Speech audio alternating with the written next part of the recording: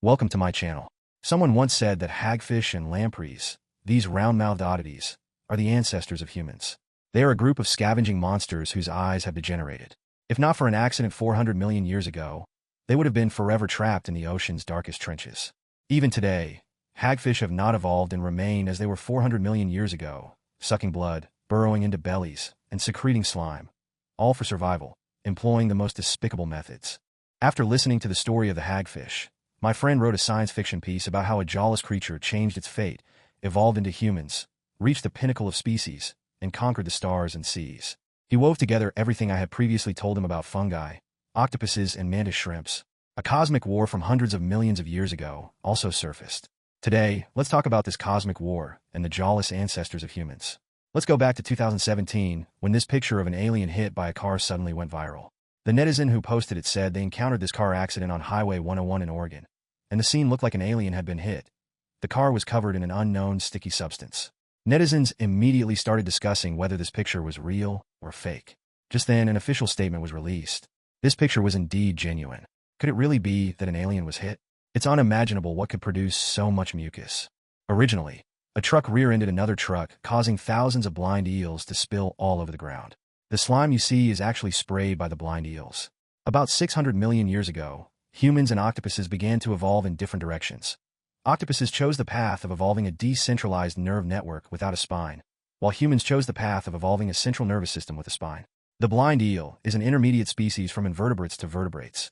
It evolved a skull and began developing a central nervous system. The prototype of the spine was also forming.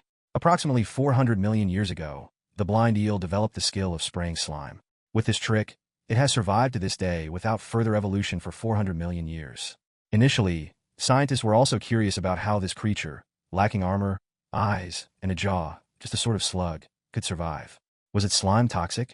Is it good at camouflage? Is it a parasite? Various speculations abounded until a definitive answer came a few decades ago. Let's continue. Back to 2010, New Zealand scientists went to the Great Barrier Reef, sinking bait to a depth of 681 meters and finally capturing footage of hagfish counterattacking a shark. In the footage, a hagfish was eating the bait when a shark approached. The hagfish, nearly blind, couldn't see the shark and continued eating. The shark suddenly bit into the hagfish, but within a second, it spat it out.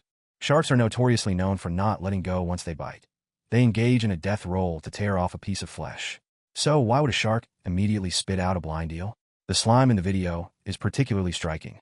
Scientists once found 123 blind eels inside a cod, with the cod's internal organs almost completely consumed, and one blind eel stuck in the cod's throat. The reason for the cod's death was that it had bitten a blind eel, but, unlike a shark, didn't spit it out immediately. Instead, it continued eating foolishly while the blind eel tied itself into a knot, got stuck in the throat, and then released a large amount of slime. This slime is incredibly potent. When it encounters water, it can expand by 10,000 times in less than a second, and it's 10 times tougher than the softest known spider silk. A blind eel has approximately 100 slime glands on each side of its body. In a laboratory setting, 40 milligrams of dry slime protein from a blind eel, when exposed to water, expanded to fill a 15-liter bucket. Actually, humans still retain the ability to secrete such slime to resist bacteria. You might have guessed it, this includes your mucus, saliva, and the lubricants secreted by your body. Doesn't this slime suddenly seem less alien, less repulsive? It's said that this slime has excellent skin care and beauty benefits. Some internet users have even tried playing with this slime. Our jawless ancestors were not only sneaky, but also quite clever. For instance, in 2013, scientists captured a photo of a blind eel blocking a dolphin's blowhole, with the dolphin swimming to the surface to seek help from humans. Dolphins, sharks, whales, all these lords of the sea, are rendered helpless by the blind eel. Without the unique skills of our jawless ancestors, there would be no future for humanity to reach for the stars. Blind eels can dive to depths of 1,700 meters, into the battleground where giant squid and sperm whales clash. These blind eels hide in the mud at the bottom of the sea, watching the titans fight until they are both wounded and sink to the ocean floor, where the eels swarm into feast. Blind eels can go months without eating, surviving in the mud, waiting for the moment when their targets are weakened. They can even absorb nutrients directly through their skin, a special skill that allows them to survive for months. Blind eels haven't evolved jaws, so they don't bite. They rely entirely on their round mouths to suck on carrion and innards. Perhaps this is why humans still enjoy the taste of fermented seafood today. Don't get the wrong idea, I'm talking about kiviak, fermented seabird. Sometimes, blind eels can get trapped by their own slime, and in such cases, they will continuously tie themselves into knots, scraping off the slime from their bodies while swimming out of the mucus. Blind eels have 4 hearts, and even without any oxygen, their hearts can keep beating for several hours. They are hermaphrodites, possessing both testes and ovaries.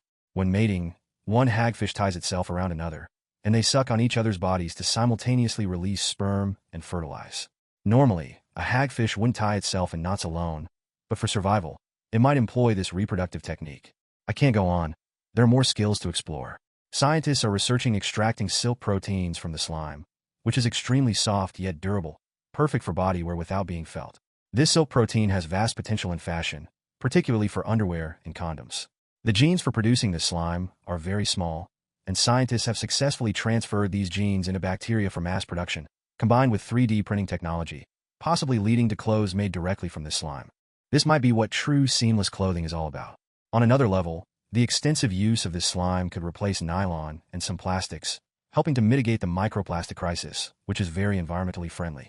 Though it's an ancestor to humans, the blind eel is also considered a delicacy. Remember that truck that tipped over at the beginning? Those thousands of blind eels were being prepared for export to South Korea.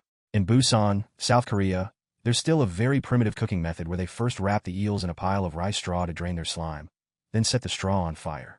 After it burns out, you'll see one blackened eel after another. This is grilled blind eel, simply a human delicacy. With a bit more evolution, the blind eel becomes the famed Epicurean delight, the lamprey. In Japan, due to its 7 gill openings which are considered eyes, it's called hachime eel or 8-eyed eel. Lampreys have evolved 3 new skills. First, they can live not only in the sea, but also in freshwater rivers. Second, instead of consuming an entire large fish at once, which would be wasteful, they attach themselves like leeches to the fish, continuously sucking nutrients, turning into parasites. Sharks in the sea and salmon in rivers are among the victims. Third, lampreys have abandoned their slime to produce potent toxins. Despite this, lampreys have become a global delicacy, especially in Europe and Japan. So how do humans deal with this toxicity? Strangely enough, this potent toxin is only a mild poison to humans, easily neutralized by the liver. However, consuming too much is still not advisable. There was an English king who, while inspecting Normandy, got overly excited and ate several kilograms of lamprey, only to die from poisoning on the toilet. Despite this case, lamprey remains a favorite in European royal cuisine. It has more cartilage than the blind eel, providing a crisp texture when eaten, especially in the authentic Portuguese dish, lamprey rice. If it weren't so expensive, I might have also eaten too much and ended up dying on the toilet. These are our jawless ancestors, which for 400 million years have been unstoppable by any top ocean predator, except for humans.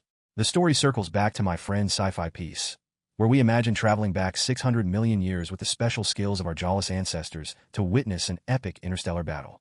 Back then, animals were still immobile. At this point, one of the worms evolved 2 eye spots. Suddenly, the world had light, and those immobile animals, as if responding to some cosmic call, began accelerating their evolution. Among them were 2 worms. One chose the path of evolving a decentralized nervous system without a spine, and the other opted for the evolution of a central nervous system with a spine, leading to the emergence of octopuses and humans respectively. There was also another worm that focused on maxing out its vision and armor skills. These worms were fiercely evolving in different directions for approximately 100 million years, leading to the Cambrian explosion, where various forms, skills, and martial arts of life emerged. My friend says the Cambrian explosion was essentially an interstellar 3-way struggle for dominance, where 3 groups of aliens, unable to settle their disputes, chose a planet called Earth to host a fair competition. Starting from primitive multicellular worms, the challenge was to see whose worm could first cross the stars to reach them. That group would win. The first group of aliens was tough and aggressive, the second was cunning, and the third was sneaky. After the Cambrian explosion, the aggressive predators emerged first, introducing the first marine overlord, Anomalocaris. In 1892, a human named Joseph first studied the fossil of Anomalocaris, which looked like a piece of shrimp meat, so he casually named it Anomalocaris, meaning strange shrimp, as the head seemed odd. Don't be surprised. Paleontology is full of such whimsical imagination. Fast forward to 1992, when road construction in Chengjiang County, Yunnan, China, unearthed a complete Anomalocaris fossil. It turned out that what was thought to be shrimp meat was actually Anomalocaris's claw. The true appearance of Anomalocaris was reconstructed, revealing it wasn't a shrimp, but rather the ancestor of all arthropods, including insects, cockroaches, various shrimps, and spiders. Anomalocaris was fierce, using its claws to grab prey, break through armor with high pressure, and feast. What's more terrifying is that its eyes were almost as good as those of modern dragonflies. At that time, most animals' eyes could only distinguish between day and night. Scientists argue that it was the emergence of anomalocaris that drove all animals to evolve shells for protection. Seeing this, the second group of cunning aliens thought, I need to develop a shell too, and thus, about 450 million years ago, Camarasaurus appeared. This was the ancestor of all octopuses and squids, sporting a massive shell, using its 8 tentacles to voraciously hunt anomalocaris.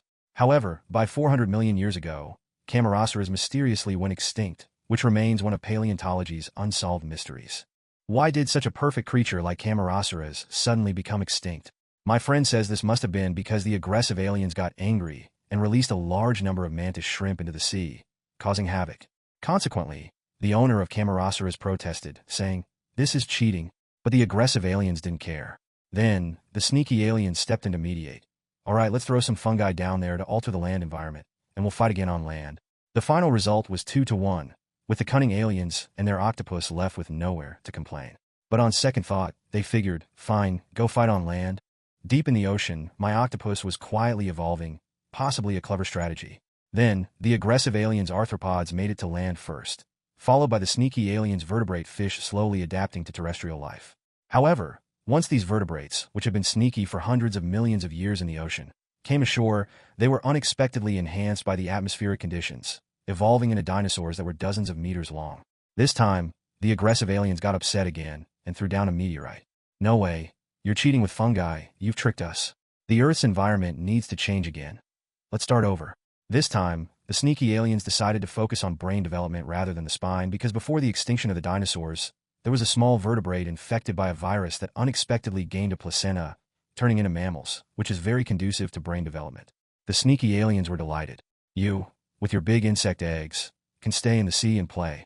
Mammals quickly evolved into humans. With a quantum brain at their command, humanity began launching rockets towards the stars. What would the outcome of this competition be? Why haven't the aggressive aliens gotten angry again? Does this mean the competition doesn't need to restart, or has it already concluded? Perhaps the cunning octopuses ascended from the depths of the ocean tens of thousands of years ago, or maybe the fierce insects have evolved into space-adapted mechanical mechas. Or could it be that some alien force behind us is still feverishly enhancing brain power in hopes of overtaking us before we reach them, perhaps even using wormholes to jump ahead? Alright, that's it for today's story. Thank you all.